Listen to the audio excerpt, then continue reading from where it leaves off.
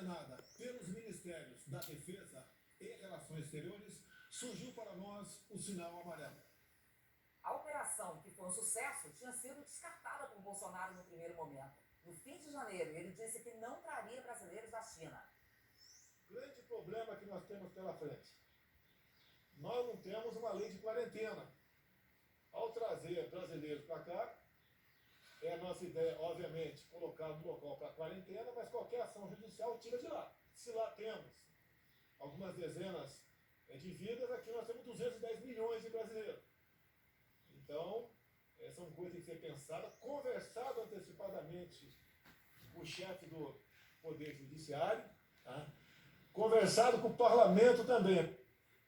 Depois, o presidente sugeriu, na contramão de todas as evidências científicas e de todas as recomendações médicas, que as restrições à circulação de pessoas adotadas até aqui são exageradas. Devemos, sim, voltar à normalidade.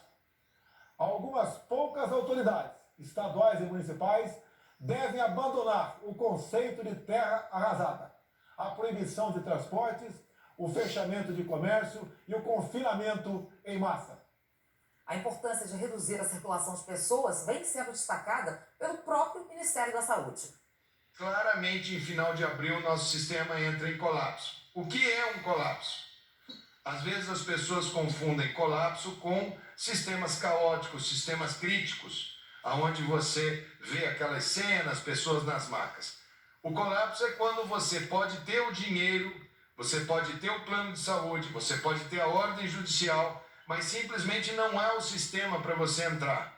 É o que está vivenciando a Itália, um dos países do primeiro mundo atualmente. Não tem aonde entrar. Evitar esse colapso, eventualmente, pode ser necessário segurar a movimentação para ver se consegue diminuir a transmissão.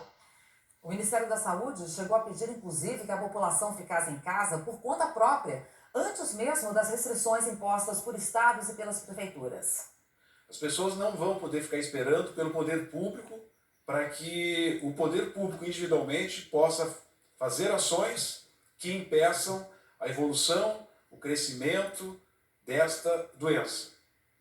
As pessoas precisarão fazer a sua parte. Cada um de nós vai ter que fazer a sua parte. Todos sabem que quanto mais tempo ficar em casa, vai diminuir a velocidade da transmissão da doença. No pronunciamento, o presidente Bolsonaro sugeriu que as escolas deveriam voltar a funcionar agora e que a Covid-19 é problema quase exclusivo das pessoas idosas. O que se passa no mundo tem mostrado que o grupo de risco é o das pessoas acima dos 60 anos. Então, por que fechar escolas? Raros são os casos fatais de pessoas sãs com menos de 40 anos de idade. Mas as autoridades de saúde já disseram que não há padrão nesse sentido e que aqui há muitos jovens com diagnóstico de contaminação pelo novo coronavírus. O ministro da Saúde e auxiliares reforçam sempre que podem que mesmo jovens assintomáticos representam risco aos mais velhos, justificando assim a necessidade do isolamento social. A média de idade é 42 anos, a gente está com 50% abaixo de 40 anos, o que justifica parte da fala do ministro, que a gente tem um perfil de pacientes ainda muito jovens que estão sendo diagnosticados com essa nova doença. O caminho que nós temos é um caminho longo, volto a repetir, nós teremos aí em torno de 20 semanas a partir do surto epidêmico, que serão extremamente duras para as famílias, para as pessoas. Cuidem dos idosos. Cuidem dos idosos. É hora de filho e filha cuidar de pai, mãe, avó, tia-avó.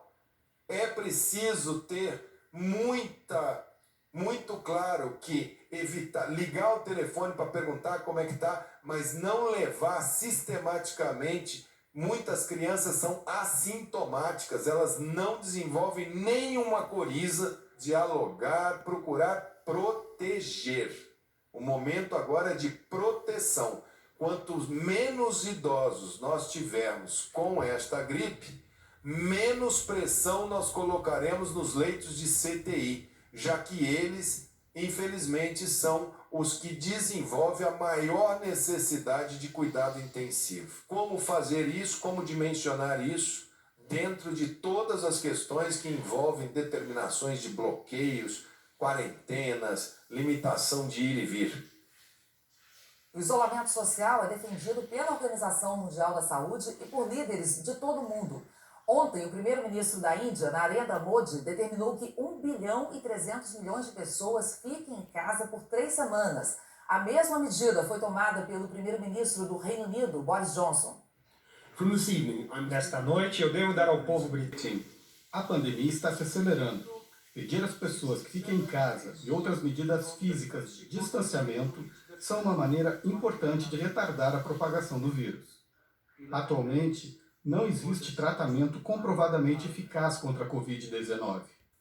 Enquanto isso, o presidente Bolsonaro voltou a chamar de gripezinha a doença que já matou 48 brasileiros e quase 19 mil pessoas no mundo. No meu caso particular, pelo meu histórico de atleta, caso fosse contaminado pelo vírus, não precisaria me preocupar. Nada sentiria ou seria, quando muito, acometido de uma gripezinha ou resfriadinho.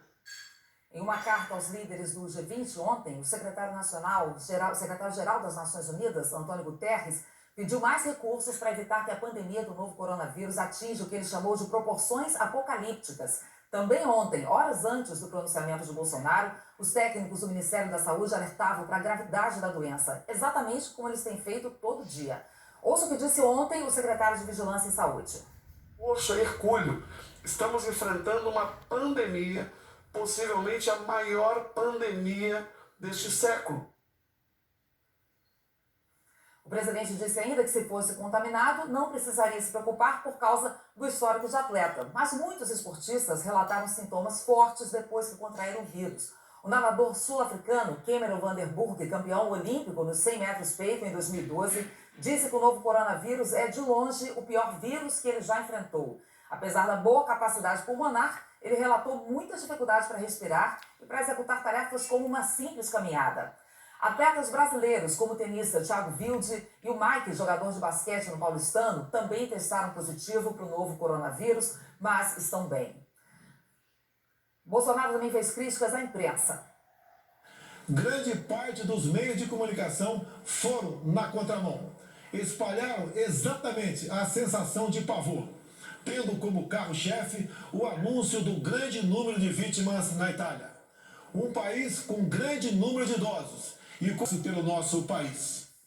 Também nesse ponto, autoridades do governo não têm se posicionado como presidente. No fim de semana, o secretário executivo do Ministério da Saúde destacou que a imprensa está toda voltada para o assunto, com informações disponibilizadas minuto a minuto. Vamos cumprir com aquelas recomendações que estão sendo dadas pelas secretarias, pelos hospitais, pelos municípios, pelos órgãos de imprensa. Toda a comunicação do país está direcionada para esse tema. As críticas ao pronunciamento do presidente Jair Bolsonaro, claro, vieram rápido e de vários setores da sociedade. Reação forte aí em Brasília também, né, Juliana Morrone? Bom dia. Ana, bom dia a todos. Ana, uma das primeiras reações foi do presidente do Senado, que cobrou responsabilidade do presidente. A falta de responsabilidade com a população, com os brasileiros, foi a principal crítica de parlamentares, entidades de profissionais da área de saúde, juristas que vêm acompanhando as informações que chegam do próprio governo, de técnicos do Ministério da Saúde. Minutos depois do pronunciamento do presidente Bolsonaro, começaram as reações. O presidente do Senado, Davi Alcolumbre, que foi infectado pelo novo coronavírus, divulgou uma nota em que diz que, neste momento grave, o país precisa de uma liderança séria, responsável e comprometida com a vida e a saúde da população. Diz que não é o momento de ataque à imprensa e a outros gestores públicos. Segundo o presidente do Senado, é momento de união, de serenidade e equilíbrio, de ouvir os técnicos e profissionais da área para que sejam adotadas as precauções e cautelas necessárias para o controle da situação, antes que seja tarde demais. Do Executivo, mais do que nunca, transparência, seriedade e responsabilidade. Alcolumbre termina afirmando que o Congresso continuará atuante e atento para colaborar no que for necessário para a superação desta crise. Desde o início desta crise, venho pedindo sensatez, equilíbrio e união. O pronunciamento do presidente foi equivocado ao atacar a imprensa, os governadores e especialistas em saúde pública.